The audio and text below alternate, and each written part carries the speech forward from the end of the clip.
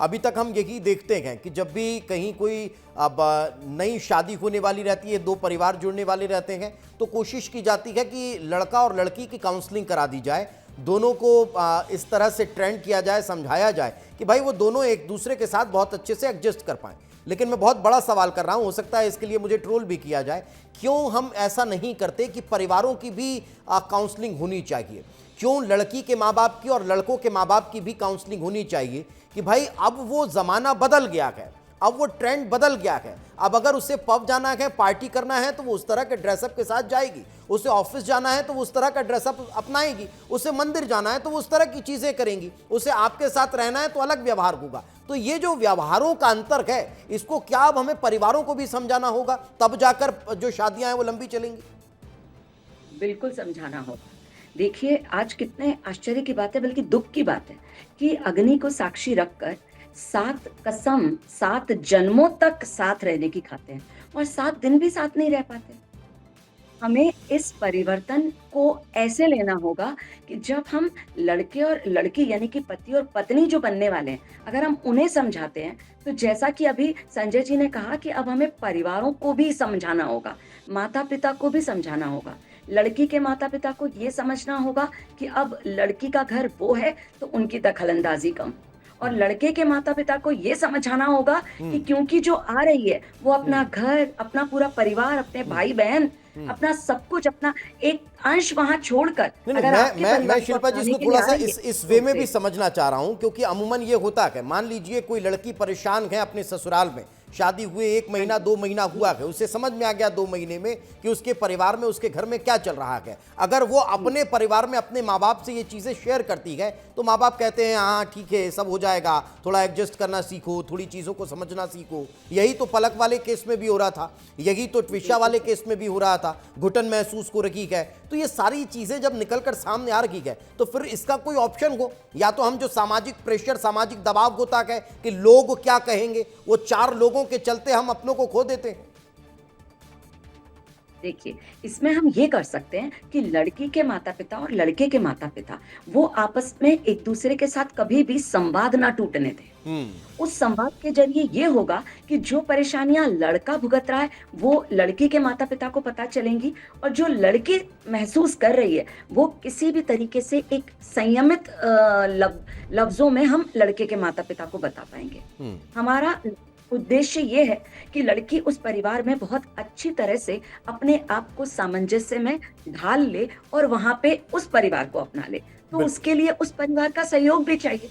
अगर मान लीजिए लड़की कोई कुछ भी जो उसे वहाँ सही नहीं लग रहा या अगर उसे कोई निराशा या कुंठा हो रही है, वो अपने माता-पिता के साथ शेयर करती भी है, तो इसमें कोई गलत नहीं है। बल्कि मैं ये कहूँगी कि लड़की के माता-पिता को वो चीज़ किसी भी तरह संयमित शब्दों में अपने तरीके से लड़के के परिवार के तक पहुँचानी चाहिए बिल्कुल, और बड़ी बहुत बात। खुले और दिल से, मैं खुले तो ये भी दिमाग से कहता इस हूँ चीज़ को लें। कि लड़कियां भी अगर हैं तो उन्हें भी अपने परिवार के साथ बैठकर बातचीत करनी चाहिए, ससुराल जी, पक्ष के साथ और बैठकर बातचीत करनी चाहिए, ताकि उस बिल्कुल चीज करनी को वहीं चाहिए। सॉर्ट आउट किया जा सके, उसे बढ़ने ना हाँ, दिया जाए। मैं लौट रहा हूँ शिल्पा जी, आपसे कुछ और सवालों के जवाब दूंगा, जी, बिल्कुल। लेकिन अवधेश जी हमारे साथ अभी भी बने हुए हैं। अवधेश जी, एक बड़ा सवाल यहाँ ये खड़ा होता है, जब हम अगर अभी ट्विशा केस को देख रहे हैं, पलक वाले मामले को देख रहे हैं, या दीपिका वाला मामला है, इन सब में डिजिटल साक्ष्य कितने मायने रखता है?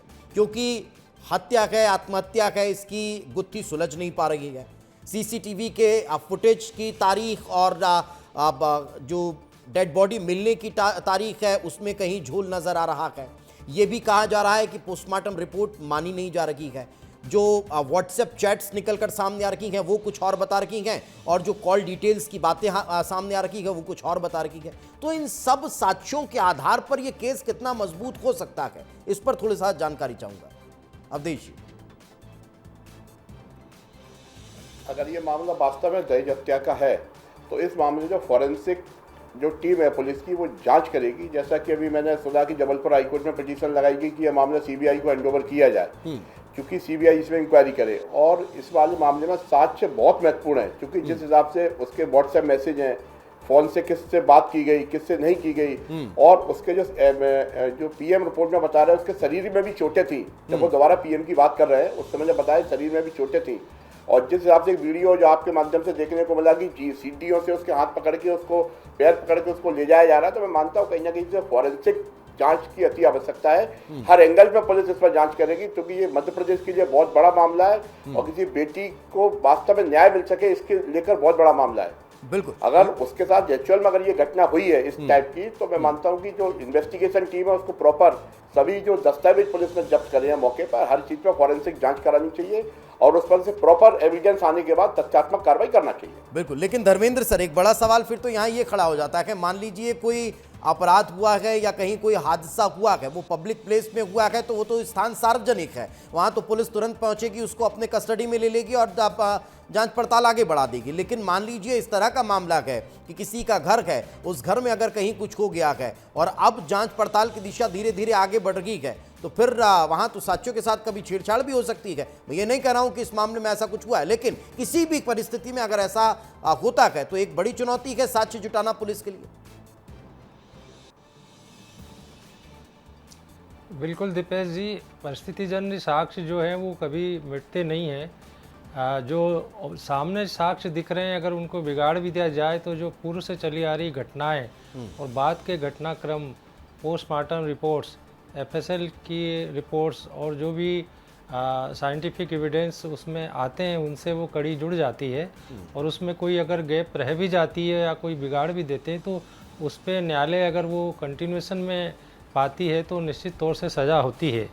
जहाँ तक इस केस का सवाल है, इसकी जांच अभी एसआईटी कर रही है। प्रारंभ में ज़रूर कुछ अखबारों के माध्यम से पढ़ने में आया था कि कुछ कमियां रही थी। बाद में एसआईटी जांच कर रही है और अभी माननीय मुख्यमंत्री जी ने सीबीआई जांच के लिए इसमें निवेदन किया है, तो निश्चित तौर से सीबीआई इसमें एक एक तथ्यों को देखेगी और सभी साक्ष्य संकलित करेंगे, तो मैं नहीं समझता कि इसमें कोई कमी रह जाएगी। बिल्कुल, ये बड़ी बात आप कह रहे हैं और यही काम भी होता है कानून का, अपने हिसाब से सारी इन्वेस्टिगेशन करना और चीज़ों को स्पष्ट करना।